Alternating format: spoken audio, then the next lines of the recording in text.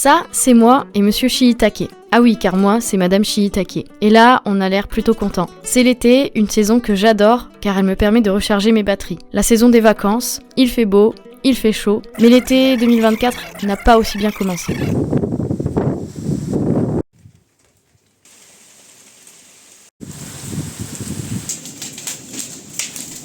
Bref, vous l'aurez compris, l'été a été très lent à s'installer, et voilà ce que ça donne sur moi.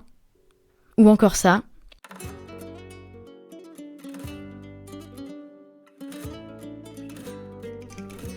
Je m'appelle Laura et dans cette vidéo, je vous partage les réflexions qui ont nourri mon été 2024. Vous me connaissez peut-être via mon blog madameshiitake.com ou mon podcast Mange, Vie, Aime. J'y partage mon expertise en nutrition et vous apprends comment nourrir votre bien-être. Allez, on reprend. Donc l'été a enfin fini par arriver. 30 juin 2024. On nous invitait à nous exprimer dans les urnes, mais ce n'est pas ce qui aura le plus marqué cette saison pour moi. Je vois chaque saison comme une période d'apprentissage pendant laquelle je travaille sans m'en rendre compte sur un thème qui va rythmer le trimestre.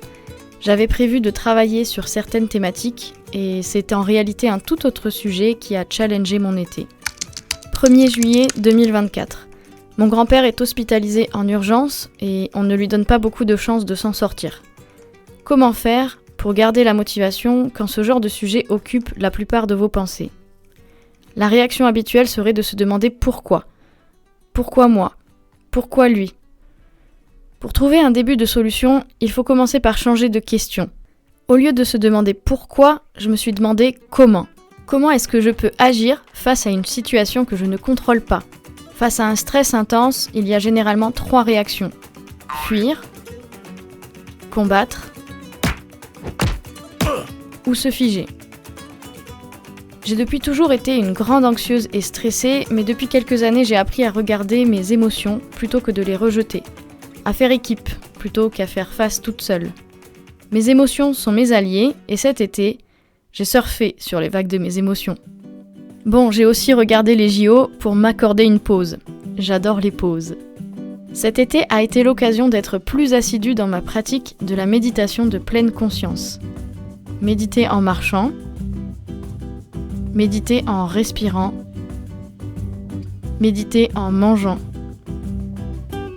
La méditation me permet de me remettre au centre de ma vie, et quel que soit le chaos à l'extérieur, je me concentre sur le calme que je crée en moi.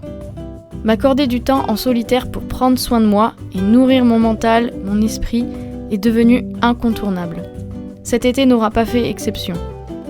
Mais on ne s'enferme pas dans sa grotte, et on n'oublie pas que la vie, c'est les gens, c'est le partage.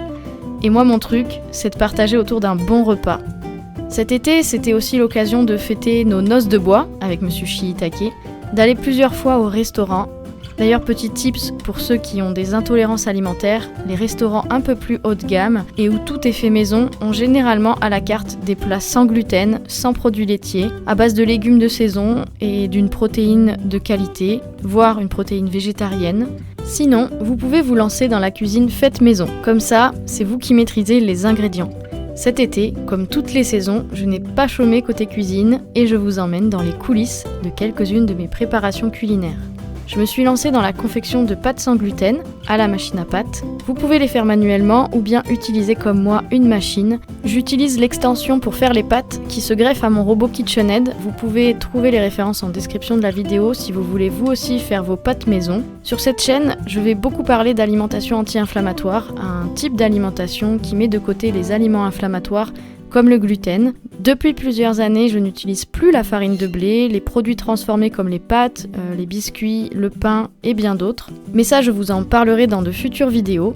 Alors, qu'est-ce qu'on mange quand on mange anti-inflammatoire en été ? J'ai fait le plein de fruits et légumes de saison. J'en ai fait parfois des smoothies de fruits. Ah oui, car les smoothies sont bien meilleurs que les jus de fruits pour conserver les fibres et limiter le pic de glycémie. Mais pour limiter encore plus le sucre, j'ai aussi fait des smoothies verts, puis encore des smoothies verts, puis j'ai eu des ratés de smoothies verts.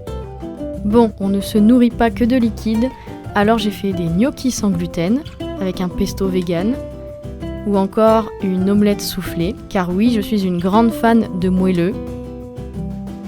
Mais j'ai aussi fait du croustillant avec mes tortillas sans friture, des petits déj protéinés, salés ou bien sucrés avec des chia pudding aux fruits de saison et de la purée d'amandes maison. Mes grandes nouveautés de cet été, j'ai testé pour la première fois la lacto-fermentation en préparant mon chou à choucroute. Une aventure qui a duré 3 semaines et je vous laisse découvrir le résultat. Ça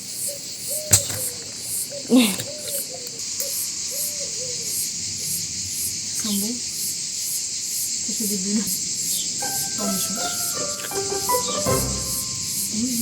Vous vous doutez bien qu'on a mangé plusieurs choucroutes, mais pas que.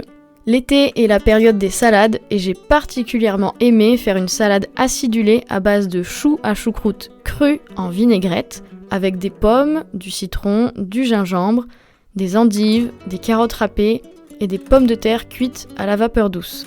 Alors pour la cuisson à la vapeur douce, j'utilise le vitaliseur de Marion. On peut y faire cuire les légumes mais aussi les poissons et les viandes. C'est idéal pour cuisiner une truite à la vapeur douce qui reste ultra fondante et goûtue.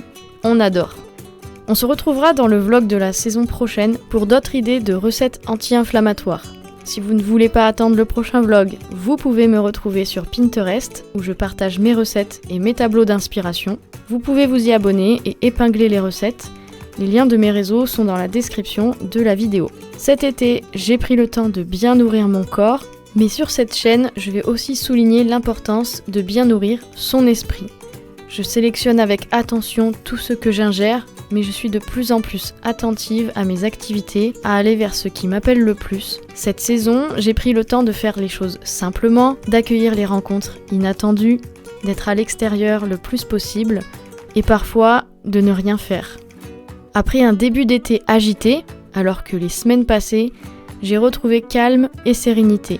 Le chemin a beau paraître escarpé, je me répète qu'il faut se concentrer sur le présent plutôt que de rester coincé dans ma tête à imaginer le pire ou le meilleur à venir. Ce qui est sous mes yeux est déjà merveilleux.